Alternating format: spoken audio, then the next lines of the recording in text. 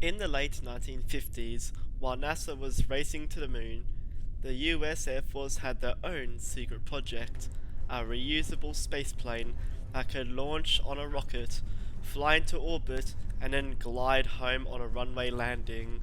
Its name, the X-20 Dyna-Soar, short for Dyna-Soarer, or Dynamic Soarer.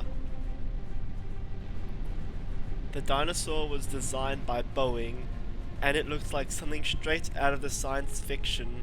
Sharp nose, black heat shield, and tiny wings. But it wasn't just a science experiment.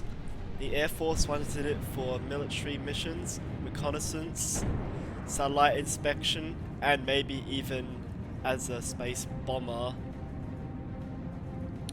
It would ride to space on top of a Titan rocket, much like this launch here in Kerbal Space Program. Early versions considered Atlas and even Saturn boosters, but Titan III became the chosen workhorse. Once in orbit, the pilots could close protective shutters over the cockpit windows.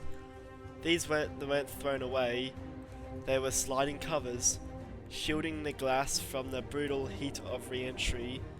After surviving the fiery plunge, the pilots could slide them open again to see the runway below.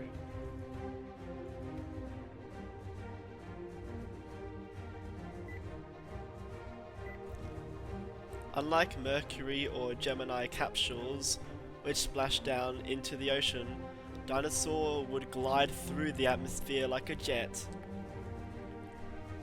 It was decades ahead of its time. Think of it as a missing link between the X-15 and the Space Shuttle.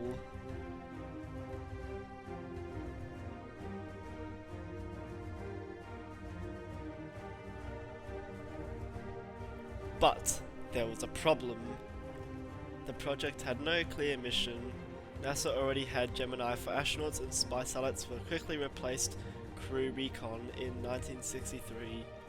Secretary of Defense Robert McMurray cancelled the program, calling it too expensive and unnecessary.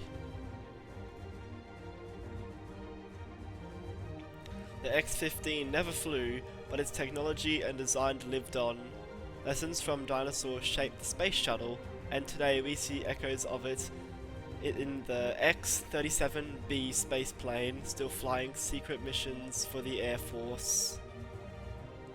And just like the real Dyna-Soar program, our mission ended not with glory, but with a crash in the fields outside the runway. History repeats itself, even in Kerbal Space Program. I'd like to thank everyone for watching today's video, and make sure to like and subscribe for more amazing content like this on my channel.